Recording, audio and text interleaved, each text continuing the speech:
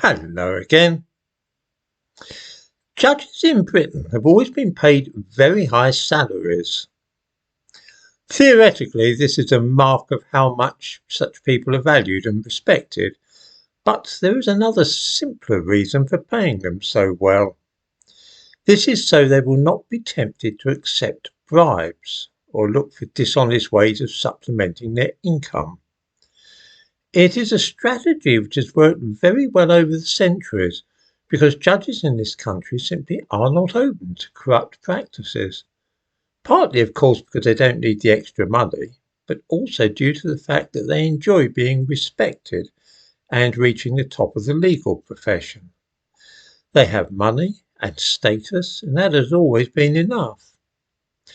Of course, these are all people born and raised in Britain who have acquired British values with their mother's milk, as you might put it. Taking bribes is a sleazy kind of behaviour, and they know that it would lower them in the estimation of others. It's just not done. For the same reason, they don't fill their expenses or try to get paid for legal work which they have not undertaken. None of these scruples seem to bother an immigration judge called Rashid Ghaffar, who may be seen in the thumbnail to this video.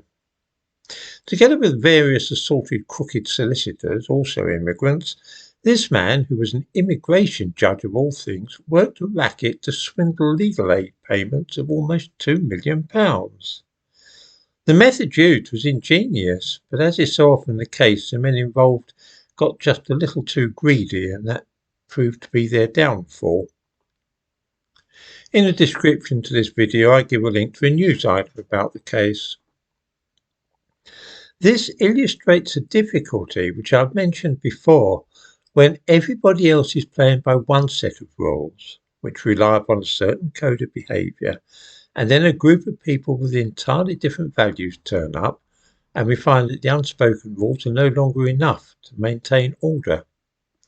Instead of trust and reliance upon an agreed set of standards and way of doing things, we find that it's now a case of people seeing what they can get away with and exploiting the loopholes in a system which was devised with honesty and trust in mind.